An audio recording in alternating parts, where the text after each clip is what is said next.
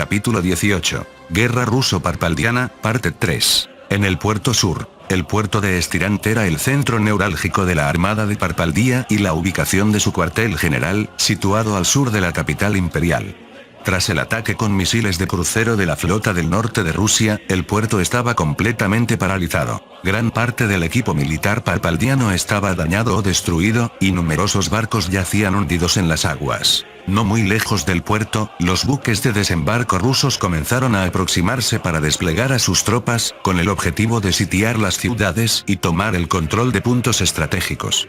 Los soldados de Parpaldía que habían sobrevivido observaban con pavor el convoy ruso que se preparaba para tocar tierra. «Ve buques rusos. Todos a sus puestos, prepárense para defender», gritaban los oficiales. Los soldados intentaban recuperar las armas que quedaban, pues la mayoría de los cañones de defensa costera habían sido pulverizados por los ataques previos. «¿Cuántos cañones de defensa nos quedan?», preguntó un soldado. «Señor, todos han sido destruidos. No tenemos armas para responder. Además, nos informan que la fábrica central de Duro fue borrada del mapa en el bombardeo aéreo», respondió otro con desesperación. La moral de las tropas parpaldianas estaba por los suelos. Sin armamento pesado, solo contaban con algunos mosquetes y espadas para enfrentar al coloso ruso. «Entonces retrocedamos al lado norte de la ciudad. Haremos emboscadas y guerra de guerrillas contra los invasores».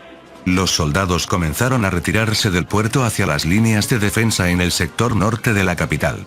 Mientras tanto, los buques de desembarco rusos atracaron. Las compuertas se abrieron y una marea de vehículos de combate, soldados y tanques comenzó a descender, asegurando de inmediato un nuevo perímetro. Uno de los soldados rusos ordenó a su unidad: «¡Atención! Busquen supervivientes enemigos y aseguren el área. Presten auxilio a los civiles y heridos». El soldado observó el puerto, cuya arquitectura de la era napoleónica solo había visto en internet o en libros de historia. No pudo evitar asombrarse por el paisaje antiguo. «Vaya, esto parece sacado de una película», murmuró. «El cielo del este». Mientras tanto, en el sector oriental, 4 aviones de transporte Ilyushin Il-76 MD-90 volaban en formación. Transportaban a las tropas aerotransportadas rusas, VDV, encargadas de asegurar posiciones estratégicas para establecer bases operativas. Dentro de las aeronaves, los paracaidistas ajustaban sus equipos y armas. «Escuchen bien. Llegamos en 10 minutos, ETA. Levanten el trasero y prepárense para saltar», gritó el comandante a bordo. Los aviones entraron en el espacio aéreo de Duro sin oposición. No quedaba ni un solo Wyvern en el aire, pues todos habían sido aniquilados por la superioridad aérea rusa. Las compuertas traseras se abrieron. Luz verde. Luz verde. Fuera, fuera, fuera. Cientos de paracaidistas saltaron al vacío, desplegando sus paracaídas hacia sus posiciones designadas. Los ciudadanos de Duro miraban al cielo atónitos al ver cómo los rusos descendían desde sus dragones de hierro gigantes. Unos 450 soldados y 8 vehículos blindados ligeros aterrizaron en la zona. Las VDV tomaron rápidamente la fábrica más grande de Duro, convirtiéndola en su base de operaciones antes de comenzar la ocupación de las aldeas y ciudades circundantes en el norte y este. 27 de febrero de 2022, año 1640 del Nuevo Mundo, Moscú, edificio del Ministerio de Defensa. En la sala de guerra, el ministro de Defensa Sergei Shoigu y el general Sergei Surovikin, líder de la operación, se reunieron para evaluar el estado de la invasión. «Señor», informó Surovikin, «nuestras unidades de infantería de marina y las VDV han completado los desembarcos con éxito en el sur, norte y este de Parpaldía. El plan es avanzar ahora para tomar distritos clave, hacer retroceder al enemigo y completar el cerco». «Entiendo», respondió Shoigu, «pero me preocupa un punto crítico, general». «¿Cuál es, señor?» «Nuestras rutas de suministro en el norte y este. No tenemos una infraestructura logística adecuada allí. No podemos enviar suministros libremente por tierra porque el reino de Riem está en medio, y eso causaría un incidente diplomático», explicó Shoigu señalando el mapa en la pantalla LCD. «Podríamos negociar con Riem para usar su territorio como corredor logístico», sugirió Surovikin. «Aún así, el terreno es pésimo. Los caminos son de lodo y montañas. Enviar tanques por ahí consumiría demasiado tiempo y combustible», objetó Shoigu. Surovikin propuso una alternativa. «Deberíamos usar nuestra flota aérea para enviar vehículos blindados más ligeros. Según nuestra inteligencia, el norte y el este de Parpaldía están indefensos. Solo quedan reservistas con mosquetes de chispa. podemos manejar la situación con vehículos BMP y BMD, que son más fáciles de transportar en nuestros AN-124 o IL-76. ¿Y si tienen camiones ocultos? Necesitamos tanques para proteger a la infantería, insistió Shoigu. Usaremos drones kamikaze, explicó Surovikin. Aprendimos en conflictos como el de Nagorno-Karabaj que los drones de reconocimiento Orlan-10 combinados con drones kamikaze hacen que el combate sea más eficiente y letal a bajo costo. Rusia ha incrementado la producción de estos drones precisamente para este tipo de guerra. Surovikin continuó detallando las fuerzas totales. 10 helicópteros K-52 y 10 Mi-28 ya llegaron al puerto de Nishino-Miyako y a nuestra base en Lebrías. También tenemos 27 helicópteros Mi-8 listos para transporte y apoyo aéreo. En total, desplegaremos 20.000 soldados en el sur y 15.000 en el norte y este. Sumando los 2.000 combatientes chechenos y 600 de las milicias de la LPR y DPR, tendremos aproximadamente 37.600 efectivos combatiendo en Parpaldía. Shoigu asintió con aprobación. ¿Y nuestras fuerzas especiales? 100 efectivos de fuerzas especiales ya están infiltrados, apoyando rebeliones en los territorios ocupados por Parpaldía. Además, tenemos información de que Kayos está listo para colaborar en un golpe de estado contra el gobierno de Ludius, concluyó Surovikin. Excelente. Entonces, procedamos con las etapas 2 y 3 de la operación, ordenó Shoigu. 28 de febrero de 2022, 1640 calendario central, región de Koze. La región de Koze era uno de los varios territorios que se habían rebelado contra el imperio Parpaldía para escapar de su opresión. Actualmente, se habían formado numerosas milicias rebeldes con el fin de llevar a cabo un gran golpe de estado. Dentro de un edificio, unas 1.500 personas estaban reunidas. Planeaban un ataque insurgente tras enterarse de que la mayoría de los soldados apostados en las colonias de Parpaldía habían sido retirados para asegurar la capital ante la invasión rusa. Esta era la oportunidad perfecta para que los militantes actuaran. Aki, el líder de los militantes de Koze, tomó la palabra. Muy bien, parece que la información es cierta. Las fuerzas de ese país llamado Rusia han logrado destruir muchísimas instalaciones militares de Parpaldía y han aniquilado a sus tropas. También han desplegado una gran cantidad de soldados cerca de la capital, Stirant. Tal como acordamos, prepárense. Poco después, su compañero Ikia entró cargando varias cajas junto a otros miembros. Excelente. ¿Son estos los suministros que necesitábamos? Preguntó Aki. Sí, aquí están. Parece que esa gente realmente cumplió con su palabra, respondió Ikia. Abrieron las cajas y dentro encontraron rifles Mosin Nagant, enviados por Rusia para las fuerzas rebeldes. Ya veo, así que este es el equipo, comentó Aki mientras levantaba un fusil y examinaba sus detalles. Sí, es similar a los rifles de Parpaldía, así que debería ser fácil de usar contra ellos. Luego preguntó, ¿los demás también recibieron los suyos? Sí, hemos traído bastantes, aunque el suministro está limitado a 500 hombres, informó Ikia. Entiendo. Es suficiente. Solo quedan pequeñas unidades de Parpaldía por aquí. Definitivamente podemos enfrentarlos. Aki miró entonces a sus hombres. Compañeros.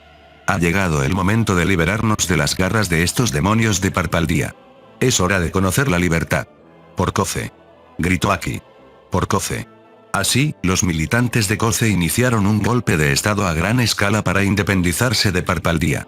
Mientras tanto, desde el tejado de un edificio, varias figuras encapuchadas observaban la escena. Con binoculares, seguían la marcha de los militantes hacia la sede del primer ministro, ocupada por nobles parpaldianos. ¿Así que ya se mueven? Preguntó uno. Sí. Parece que también es hora de que nosotros entremos en acción, respondió su compañero. Bajaron de inmediato del tejado, listos para cumplir con su misión. Stirant. En Stirant, soldados rusos, chechenos y voluntarios de las repúblicas populares de Donetsk, DPR, y Lugansk, LPR, ya habían desembarcado. Varios vehículos blindados habían llegado y estaban listos para asaltar Parpaldía. Las tropas comenzaron a subir a vehículos BTR-82 ATIFRE MP-3M. Se preparaban para iniciar el combate urbano, una modalidad que genera un temor particular en cualquier ejército del mundo. Sin embargo, tenían la ventaja de que en este mundo no existían los misiles guiados antitanque, ADM, por lo que no debían temer emboscadas tecnológicas como las sufridas en la guerra de Chechenia. Aprendiendo de conflictos pasados, Rusia había reforzado sus vehículos y tanques con protecciones adicionales como blindaje reactivo, ERA, y blindaje de rejilla, Slat Armor. Una a una, las columnas comenzaron a avanzar hacia la capital, marcando el inicio de una brutal guerra urbana. En duro, los paracaidistas rusos ya estaban posicionados. En total, había más de 450 soldados y unos 8 vehículos blindados esperando la llegada de refuerzos aéreos. Parece que la Fuerza Aérea hizo un excelente trabajo, comentó un soldado. Sí, destruyeron la ciudad lo suficiente como para que no tengamos que preocuparnos por emboscadas, respondió su compañero. En el cielo aparecieron nuevamente 4 aviones Il-76, lanzando otros 450 soldados y 8 vehículos de combate más. Con esto, el contingente en el este sumaba 900 soldados y 16 blindados. Bien, han llegado los refuerzos. Debemos esperar 3 oleadas más antes de poder movilizarnos, ordenó un oficial. Se encontraban en una de las fábricas más grandes de Duro, utilizándola como base de operaciones para sus próximos ataques. Stirant, cuartel general del ejército imperial. Arde estaba abrumado, buscando una estrategia para salir del asedio. Las fuerzas rusas habían desembarcado al norte de Stirant y al oeste del imperio. Además, se informaba que los dragones de hierro rusos cruzaban Duro y desplegaban tropas con una velocidad pasmosa. Con las colonias rebelándose y las unidades de élite destruidas, solo le quedaban reservistas con equipo rudimentario. «Esto es malo, ¿qué debo hacer?», susurró. Uno de los generales imperiales sugirió. «Señor Arde, propongo desplegar a todos los reservistas posibles para defender la capital. Incluso podemos realizar una movilización parcial de los civiles para que luchen». «¿Cree que eso funcionará, general? Perdimos Duro, nuestro corazón industrial. ¿Con qué armas pretendemos frenar el avance ruso?». De pronto, el sonido de las explosiones volvió a sacudir la ciudad. No una, sino unas 40 detonaciones impactaron en Stirant. «Señor. No hay tiempo. Los rusos ya entraron en Stirant y sus flechas de luz caen sin cesar. Debemos contenerlos como sea para que no lleguen al centro», gritó un general. Finalmente, Arde aceptó a regañadientes realizar una movilización masiva de reservistas y civiles. Sin embargo, antes de firmar la orden, un oficial militar entró a la sala y se acercó a él con vacilación. Le susurró algo al oído. Al terminar, el rostro de Arde se desencajó por el terror. No puede ser. Debes estar bromeando. Varios de nuestros territorios coloniales han caído por rebeliones», gritó furioso. Todo el personal quedó en shock. «Es cierto, señor, regiones como Koce, Marta y Aruk han caído. Muchos de los rebeldes están equipados con armas de fuego». «¿Qué? ¿Armas? ¿Cómo es posible que tengan armas?», exclamó Arde. La frustración de Arde crecía. Parpaldía estaba siendo aplastada desde todos los flancos. Sin industria, con las colonias en llamas y con el ejército ruso avanzando implacablemente. No tenían tiempo ni para respirar. Fen. En el puerto de Fen, los buques de carga rusos comenzaron a atracar. Los ciudadanos observaban cómo los muelles, recientemente ampliados, recibían a estos gigantes de acero. Al abrirse las compuertas, las tropas rusas descendieron seguidas por 5 vehículos enormes y extraños de 8 ruedas. Eran vehículos diferentes a cualquier cosa vista antes. Fueron colocados cerca de la costa.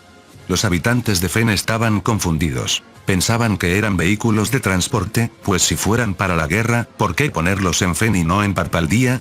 Observaban el convoy con curiosidad, sin saber que tenían ante sí armas capaces de bombardear Parpaldía desde una distancia inmensa. Altaras. En la base aérea rusa en Altarus, 10 helicópteros K-52 estaban listos para despegar.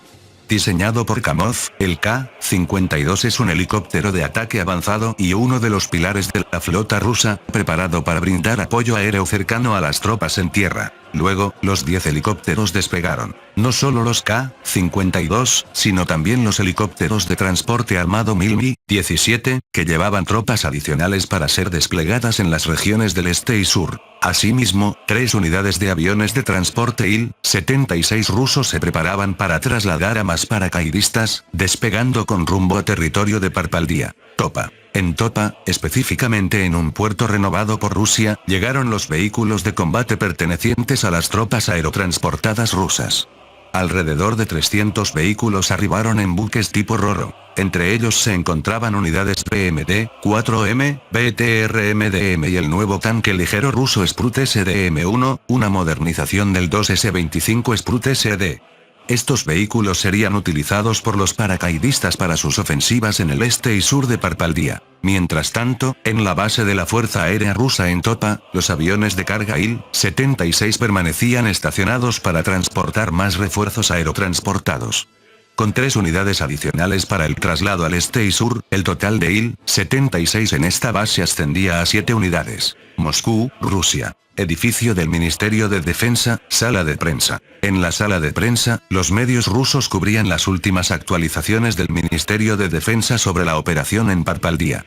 Igor Konashenko, el portavoz del ministerio, tomó la palabra. A todo el pueblo ruso. El Ministerio de Defensa emite el informe más reciente sobre la operación especial de desmilitarización en Parpaldía.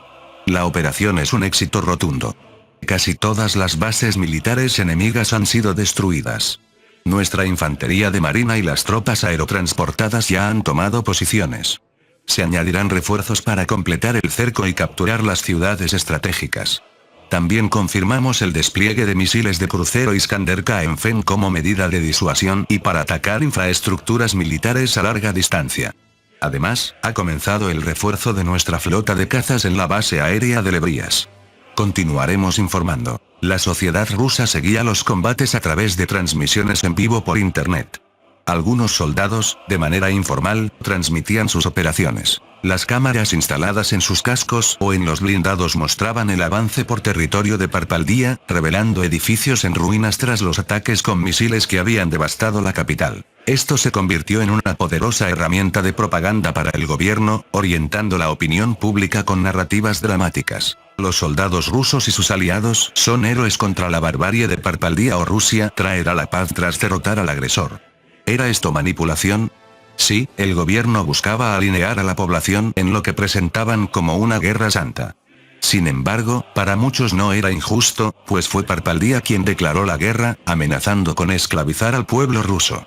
La arrogancia de Parpaldía se volvió en su contra. No fueron ellos quienes destruyeron, sino que fueron destruidos por su propia soberbia al desafiar a Rusia. Kwatoine. En Kwatoine, la gente devoraba las noticias en periódicos y radio.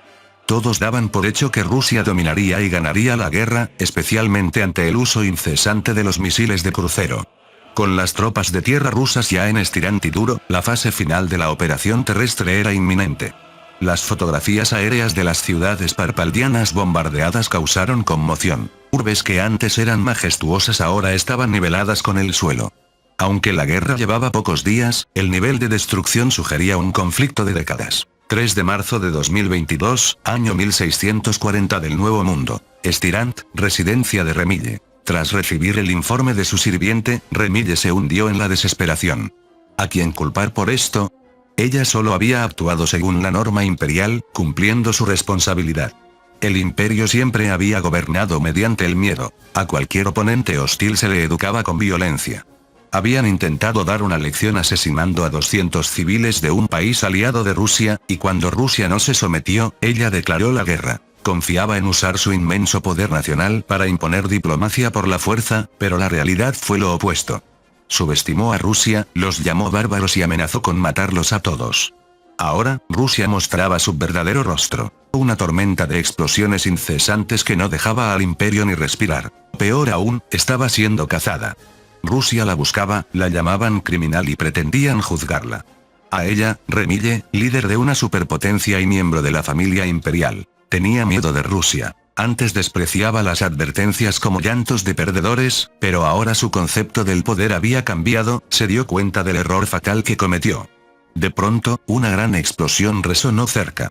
Remille salió al balcón y se quedó paralizada de terror ante la escena. Docenas de helicópteros rusos surcaban el cielo de Parpaldía y los vehículos blindados ya entraban en Estirant. El fin era inevitable. La capital de Estirant. En las calles, las tropas restantes de Parpaldía construían barricadas para frenar a los blindados y tanques rusos. Los soldados esperaban en posiciones de emboscada, tensos por enfrentar a un enemigo capaz de borrar ejércitos enteros en segundos. Oye, ¿crees que esto funcione? Oí que los que intentaron resistir fueron aniquilados al instante, dijo un soldado. No lo sé, pero al menos luchamos por la capital, respondió su compañero. Lo que no sabían era que ya habían sido detectados. En lo alto, un dron de reconocimiento Orlan 10 sobrevolaba Estirant, vigilando cada movimiento. Este dron, desarrollado en San Petersburgo, ya había probado su eficacia en campos de batalla de la tierra como Siria, Libia y Nagorno-Karabaj. Este dron también estuvo involucrado durante la guerra de Rodenius, donde las fuerzas rusas lo utilizaron para vigilar las bases y los movimientos de las unidades de Louria. Eso significa que este fue el primer dron ruso en debutar en este nuevo mundo, estableciendo además un nuevo récord al no ser derribado ni una sola vez durante los combates. De vuelta al presente, el operador del dron ruso logró detectar la ubicación de las tropas de Parpaldía que habían montado una defensa en la capital, Stirant, y contactó de inmediato con las unidades de vanguardia rusas para proceder con la ejecución. En la línea de frente, una unidad de la infantería de marina rusa recibió el aviso de que su dron de reconocimiento había localizado a las fuerzas parpaldianas en el sector oeste de la capital. Los 9 soldados prepararon rápidamente su sistema de mortero y cargaron el proyectil. Listo. Fuego. El mortero de 82 milímetros fue disparado por la unidad rusa, volando directamente hacia el objetivo marcado por el dron. Mientras tanto, en la posición defensiva de Parpaldía, los soldados seguían esperando la aparición de las tropas rusas. Escuchaban explosiones no muy lejos de ellos y temían que sus otras unidades ya hubieran sido aniquiladas. Algunos soldados empezaban a caer en la desesperación y el terror, temiendo sufrir el mismo destino. Sus pesadillas se hicieron realidad cuando una explosión impactó de lleno en su defensa. El estallido alcanzó a 3 soldados parpaldianos, matándolos en el acto. ¡Maldición! Nos han descubierto. ¿Cómo saben dónde estamos? Retirada. Retirada. Sin embargo, el fuego de mortero continuó acechándolos sin tregua. Los proyectiles rusos destruyeron la línea defensiva y obligaron a los supervivientes a retroceder hacia el interior de la capital. Mientras tanto, en otro sector de la batalla, una columna blindada rusa avanzaba en convoy por las calles de Stirant. A la cabeza de la formación, un tanque de combate T-80 BVM se movía como una fortaleza para los vehículos de infantería que lo seguían. Dentro del tanque, la tripulación vigilaba atentamente los alrededores. No querían ser emboscados en medio de la guerra urbana, aunque se sentían algo aliviados al saber que Parpaldía no poseía armas antitanque como los ADGM. De pronto, los tripulantes divisaron una barricada en la calle, aparentemente construida por las tropas parpaldianas con montones de piedras y madera, para frenar el avance de los tanques rusos.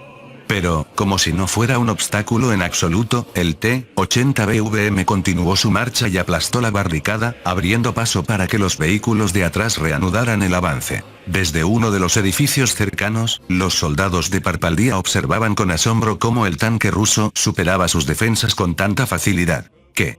¿Cómo pudo esa cosa atravesar nuestra barricada tan fácilmente?, exclamó uno de los soldados. Entonces, otro soldado notó que el cañón del T-80 BVM comenzaba a girar y apuntaba directamente hacia el edificio donde se escondían. ¿Qué está haciendo? En ese instante, se escuchó el atronador disparo del tanque. El proyectil de 125 milímetros impactó contra la estructura. El disparo a quemarropa destruyó el edificio por completo, eliminando a todos los soldados parpaldianos que se encontraban en su interior. En otro punto, un convoy compuesto por 12 vehículos de infantería BMP-2M Berezovsk avanzaba por Stirant transportando a la infantería rusa. Su misión era completar el cerco y aniquilar los últimos remanentes de las fuerzas de Parpaldía. Poco después, uno de los BMP-2M abrió fuego tras detectar la presencia de tropas de Parpaldía. Su cañón de 30 milímetros disparó ráfagas continuas que lograron aniquilar a los soldados enemigos apostados en la zona. Acto seguido, las puertas traseras del vehículo se abrieron y varios soldados descendieron para entablar combate directo. Vamos, avancen. Avancen. La infantería rusa y las unidades chechenas se lanzaron al frente de batalla, descargando sus fusiles de asalto contra los defensores. Gracias a la superioridad de sus armas automáticas, los soldados de Parpaldía, equipados apenas con mosquetes de chispa, no tuvieron oportunidad alguna de igualar la cadencia y el alcance de los disparos rusos. Maldita sea, ni siquiera pueden moverse bajo el fuego de nuestros fusiles, exclamó un soldado checheno mientras disparaba su AK-74M. Malditos parpaldianos. Corren como niños desde que entramos aquí. ¿Dónde quedó su arrogancia ahora?, gritó un soldado ruso. Entonces, un infante ruso tomó un lanzacohetes RPG y corrió hacia el centro de la calle. Buenos días, Parpaldía, gritó mientras disparaba, impactando directamente contra una posición defensiva y destruyéndola por completo. Tras asegurar el área, el convoy de BMP-2M y la infantería continuaron su avance. En el cielo de Estirant, un helicóptero K-52 patrullaba las alturas, escoltando a los Mi-8 destinados a las regiones del norte y este. 5 de los 10 K-52 se separaron de la formación para cazar a los remanentes del ejército imperial. Los cohetes y el cañón de 30 milímetros barrieron a los grupos de soldados que intentaban, en vano, derribar a las aeronaves. Eran presas fáciles para los cocodrilos rusos. Objetivo confirmado. A las 12, fuego de cohetes. Los cohetes S-13 impactaron en los edificios donde se ocultaban los tiradores de Parpaldía, reduciendo sus escondites a escombros. Mientras tanto, en las regiones del este y el norte, específicamente en Duro, las fuerzas rusas también ganaban terreno. Lograron capturar varios pueblos y aldeas, aprovechando que la mayoría de los efectivos enemigos habían sido retirados hacia la capital o habían perecido en los ataques iniciales. Desde un edificio, una unidad de reconocimiento rusa vigilaba un convoy parpaldiano que se desplazaba a caballo, remolcando piezas de artillería. Los exploradores informaron la ubicación y solicitaron la ejecución del objetivo. En lo alto, un dron de forma oblonga con 8 aletas sobrevolaba la zona. Era un dron kamikaze Zala Lancet. El Zala Lancet es una munición merodeadora desarrollada por Zala Aero Group, parte de Kalashnikov Concern. Probado en Siria contra grupos terroristas, esta era la primera vez que se utilizaba en el Nuevo Mundo, marcando un hito histórico como el primer ataque letal realizado por un vehículo no tripulado en este planeta. Tras ser fijado por los operadores, el Lancet inició un picado a alta velocidad hacia un carromato que probablemente transportaba municiones. El impacto provocó una serie de explosiones en cadena que dispersaron a los supervivientes en un caos total. Un segundo Lancet descendió poco después para eliminar un segundo objetivo con precisión quirúrgica. Aprovechando el desconcierto, los exploradores rusos abrieron fuego, aniquilando al convoy por completo. En otro sector, una columna de 5 Sprut SDM-1 avanzaba con cautela entre las ruinas de la ciudad. Una explosión repentina sacudió el asfalto. Un cañón parpaldiano había disparado, pero el proyectil falló e impactó a un costado de la calle sin causar daños. La torreta del tanque ligero ruso giró instantáneamente hacia el origen del fuego. Al ver el enorme cañón de 125 milímetros apuntándoles, los artilleros imperiales intentaron huir despavoridos. El disparo del Sprut fue directo al cañón enemigo, destruyéndolo y obligando a los supervivientes a abandonar la posición. 6 de marzo de 2022, año 1640 del Nuevo Mundo. Moscú, Rusia. Moscú, la metrópoli más grande de Rusia con 13 millones de habitantes, se erigía como el centro económico, político e histórico de la nación. Sus rascacielos modernos se mezclaban con los majestuosos edificios de la era soviética, todos meticulosamente preservados. En el Kremlin, los altos funcionarios y el propio presidente Vladimir Putin se reunieron en la sala de juntas. El ambiente era solemne. Se disponían a evaluar el progreso de la operación militar especial y, lo más importante, a decidir las acciones futuras una vez terminada la guerra. Bien, señores. Hoy, 3 de marzo de 2022, iniciamos la sesión para analizar los avances en Parpaldía y determinar el destino de este imperio y sus territorios ocupados. Esta reunión decidiría no solo el rumbo del conflicto, sino también el nuevo orden geopolítico del Nuevo Mundo y el estatus de Rusia como potencia indiscutible en este planeta. Fin del capítulo 18. El link a la historia del autor estará en la descripción.